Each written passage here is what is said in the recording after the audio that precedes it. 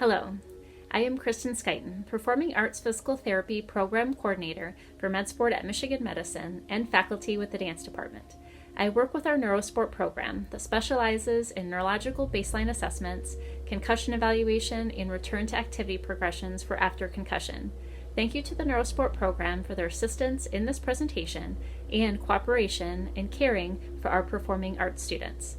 In this presentation, we will address myths regarding concussion, demonstrating long-held half-truths, and give you up-to-date information on the signs and symptoms of concussion, along with specific concerns that you may experience as a performer. We will then dive into the definition of concussion and what makes performing arts students different than other athletes and university students in dealing with concussion.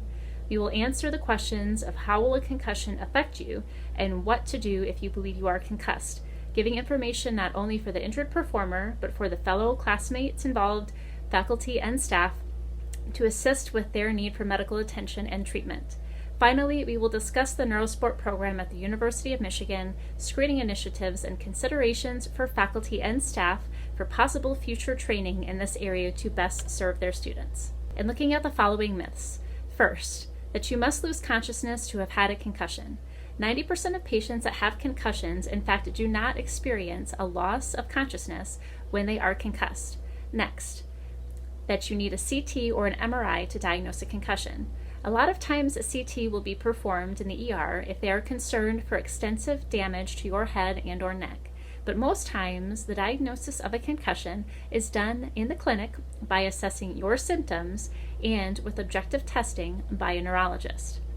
Also, though initial rest is necessary after experiencing a concussion, it is important to have gradual progression back to activity to not only to return to your performance art, but also to help your body heal. This is again why working with a trained healthcare professional, especially a neurologist, is so important to help you to return as quickly and safely as possible. Finally, dizziness and nausea symptoms can delay recovery from a concussion. This is true. Some symptoms of a concussion can in fact delay your recovery, mostly because they will limit your activity progressions due to tolerance of performing those exercise activities. Now, what exactly is a concussion? According to the Centers for Disease Control, a concussion is a type of traumatic brain injury, or TBI, caused by a bump, blow, or jolt to the head, or by a hit to the body that causes the brain to move rapidly back and forth. This sudden movement can cause the brain to bounce around or twist in the skull, creating chemical changes in the brain and sometimes stretching and damaging brain cells.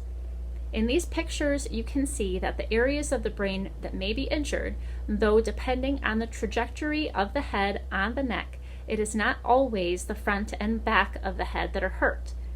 One can experience a coup and counter-coup injury, where the coup is the initial site of the blow, but as the head recoils back on the neck, the opposite side can be affected as well, as seen in whiplash injuries. Anatomically, your brain, or cerebrum, and skull are the sites affected primarily, but depending on the extent of the injury, more areas and specific areas of the brain can be affected as well.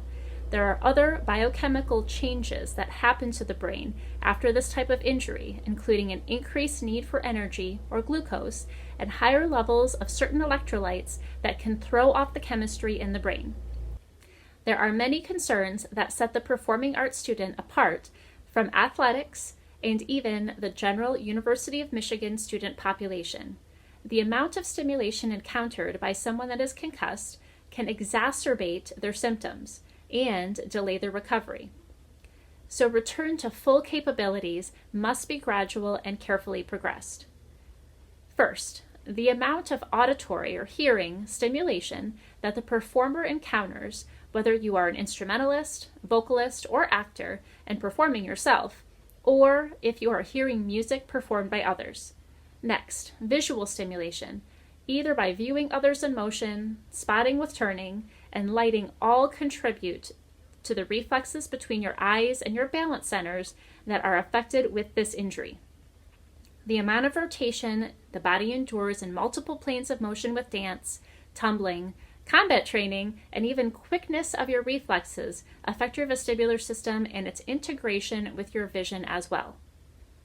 Contributing factors that can either increase the risk of concussion, delay the healing after a concussion, or pose challenges to seeking out appropriate care for concussed performers include the following. Staging, costuming and footwear.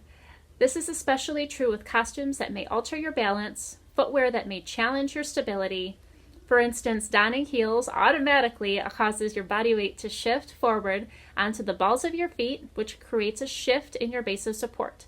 Also, using a wig, headdress, or microphone placement can all challenge your head and neck stability and support.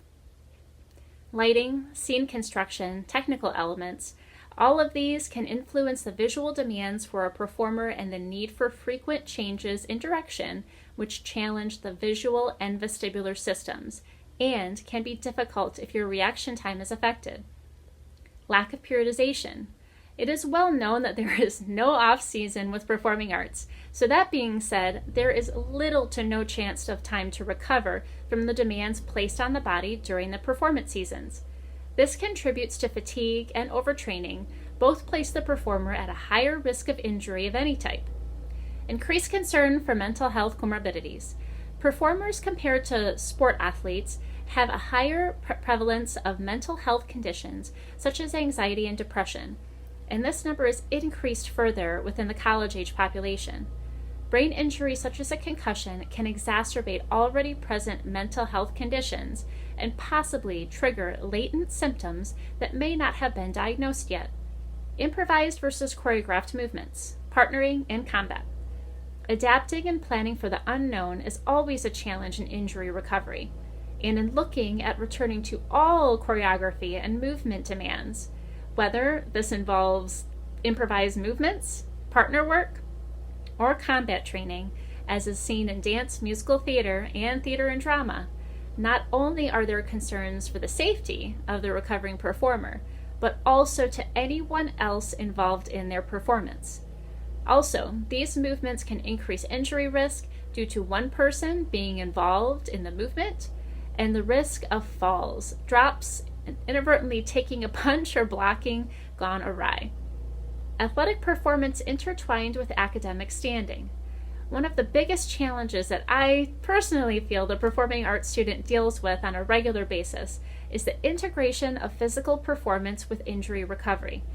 This is only amplified when the injury involves your brain and the ramifications involved in being a university student whose academic standing is determined by your ability to practice and perform, along with attending classes, when your brain is hurt and trying to recover.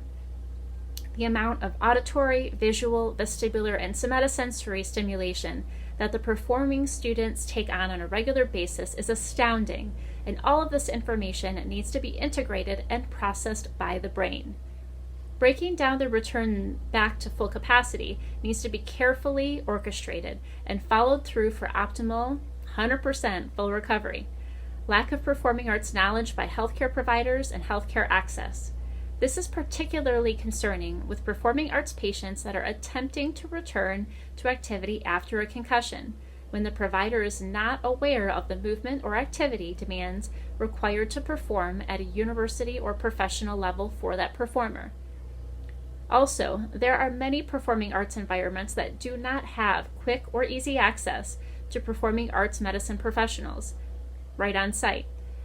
This lack of knowledge and access also contributes to hesitancy or failure to report the injury. Failure to report. Due to limitations in acceptance and normalization of injury and recovery in the performing arts community, many performers do not report their injury for fear of being recast, losing jobs, career advancement loss, and so much more. This can result in chronic limitations and post-concussive symptoms that persist for a longer duration. Signs and symptoms can be broken down into categories of what we see, signs, versus what the patient experiences, symptoms. Each of these are helpful if there is not a healthcare provider on site when a concussion happens, or if the individual is with someone that may be able to explain what happened for the mechanism of injury to better assist the provider and aid in diagnosis and treatment. The following are observed signs of a concussion. Can't recall events prior to or after a hit or fall. appears dazed or confused, forgets an instruction, is confused about an assignment or position, or is unsure of the game, score, and opponent, moves clumsily, answers questions slowly, loses consciousness, if only briefly, shows mood, behavior, or personality changes. These symptoms may be reported by the concussed patient as either one or a cluster of symptoms: headache or pressure in the head, nausea or vomiting, balance problems or dizziness, or double or blurry vision, bothered by light or noise, feeling sluggish, hazy, or foggy or groggy, confusion or concentration or memory problems, just not feeling right or feeling down. What we tend to see for a common presentation of concussion is usually a cluster of symptoms and signs versus one specific finding. Loss of consciousness is only present in 10% of concussions, and although most signs and symptoms usually show up immediately, some may be delayed for hours or days. It is important to continue to check for signs of a concussion right after the injury and a few days after the injury, as certain symptoms may progress in their severity and limitations placed on the patient. The following are red flags for which immediate referral to neurology or going to the ER is imperative for appropriate care: sudden worsening of symptoms, repetitive vomiting, severe headache, loss of consciousness, midline neck pain right at the spine, one pupil larger than the other, drowsiness or inability to wake up, slurred speech, weakness, numbness, or decreased coordination, convulsions or seizures such as shaking or twitching, unusual behavior, increased confusion, restlessness, or agitation. The following include guidelines and recommendations from Neurosport at Michigan Medicine, including their position on concussion. Remove the patient from practice, competition, training if the head injury occurs and suspicion for concussion. No return to training the same day. Refer to health professional for evaluation and diagnosis. Request written clearance form from the physician to return to training. Follow a stepwise approach to return to training and activity as directed by a healthcare team. Return to play or performance plan, and that should be individualized to the athlete or performer's symptoms and recovery. This image shows a great example of a stepwise progression to return to sport or recreational activity, but there are challenges in this exact replication for a performing arts student. However, in looking at the demands of a performer, especially those demands of a student performer, there are many layers that the basic return to play after concussion protocol does not address. Here is an example of a dance-focused return to performance after concussion guideline is based off a similar return to play stepwise progression. Phase 1. Cognitive rest, including limited screen time, homework, etc. Phase 2. Permission to stretch and work on balance, watch practice, or dancing on video. Phase 3.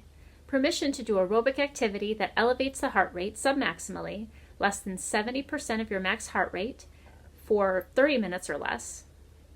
Phase 4, permission to go to the studio for one session of ballet bar while maintaining upright posture and marking choreography with limited single turns and twisting and no inversions or jumps. Total time should be one session, maximum 30 to 60 minutes in duration. Phase 5, permission to execute choreography with or without music, with single turns but no turn combinations or jumps. Total dance time can be increased slightly. Phase 6, permission to execute choreography and to do program run-throughs, marking jumps and turn combinations, can perform light double leg hops, sautés, and chassés. Phase 7, permission to do a chaîné turn, piqué turn, spotting with double pirouettes, and double leg to single leg jumps. Phase 8, permission to do full jumps, leaps, full center work, full turn combinations. Phase 9, permission to do all inversions and partner work. Another layer that student performers encounter in their return to 100% performance, both academically and artistically, lies in return to learn progressions. There is room for further development of this program within SMTD. There are elements that are already in place, including preseason baseline testing, but other areas that can be developed further. These include preseason baseline or neurocognitively testing, post-injury testing, although most performers that are concussed are able to return and continue with schoolwork with little accommodation, Academic support facilitated by faculty is necessary in this type of environment. Performing arts schoolwork includes heavy physical involvement, and it may require slower progression back to fully return to the previous level. Some basic accommodations include performing paced learning virtually if able, taking breaks from classes needed, and ramping up the involvement of movement classes as noted in the return to dance protocol above. If a concussion is not properly rehabilitated, there are concerns for delay in recovery and possible increased risk of further injury. These include second impact syndrome, which occurs when a patient returns while still symptomatic, but then another head injury occurs. This is problematic as it is not only putting them and others at risk for injury, but it also may lead to possible permanent brain damage. Another condition that can occur is post-concussive syndrome, which usually happens when the initial concussion is not properly rehabilitated. The symptoms last longer than a few days or weeks, and the individual may need further treatment from multiple disciplines, including physical therapy, vestibular therapy, massage, and sports conditioning. Factors that might delay recovery include a history of previous concussion or other brain injury, neurological or mental health disorders, learning difficulties such as ADD or ADHD, or dyslexia, and family or social stressors. Over the past 4 years, MedSport and Neurosport at Michigan Medicine have partnered with the School of Music, Theater, and Dance to perform screenings of the incoming freshmen in each department to generate a baseline of neurocognitive function, which includes the following tests. First, a neuro pre-performance exam, which takes approximately 15 to 20 minutes to complete, establishes a baseline for the dance, musical theater, and theater and drama students. This testing is comprised of subjective intake, including medical history and their current state of well-being. Objective testing, including balance, strength, motion, memory, and other skills. We are completing this for approximately 100 students per year, and just added the vestibular ocular motor screening for concussion last year as our program continues to develop and become more comprehensive and performing arts focused. Also this year we transitioned the testing to virtual and were able to include the music department students into those that receive the baseline concussion testing for their subjective intake and balance testing. But more can be done. As faculty and staff, there are gaps in standard practice in athletics and even at the high school level compared to what performing arts students and performing arts community currently practices. So what is the standard? At the college level, NCAA, all students, instructors, faculty, administrators, and medical staff receive education and training appropriate to their position. Example educational material that could be used, the NCAA concussion safety for athletes and coaches and administrators. All participants sign and date an acknowledgement of having received and understood the concussion material. The athlete or performer's student's signature also signifies confirmation of the athlete's responsibility to report those injuries and illnesses, including signs and symptoms of concussions. At the high school level, such as MHSAA, or for minors, the student's parents may need to sign waivers or additional material for recognition and receipt of such information. Similar programming could definitely be implemented with an SMTD, and this educational video will help us to bridge that gap. We would like to investigate more options to screen virtually, but look forward to what we are able to accomplish in person when it is safe to do so. To continue to adapt to return to performance guidelines specific to each department, involvement by faculty members and meetings within the department can assist with their development. That's key. Continued educational programming, development on concussion education, and overall musculoskeletal injury risk would allow our students to learn more about their injuries and conditions that are specific to their art. This will allow them the tools to better manage and advocate for their care. It would also further integrate it into each department's injury policy and the entirety of SMTD's injury policy as a whole to help the performer realize expectations and assist them with a team approach utilized in healthcare and wellness that is so important in fully returning that performer to their passion and their art. Thank you.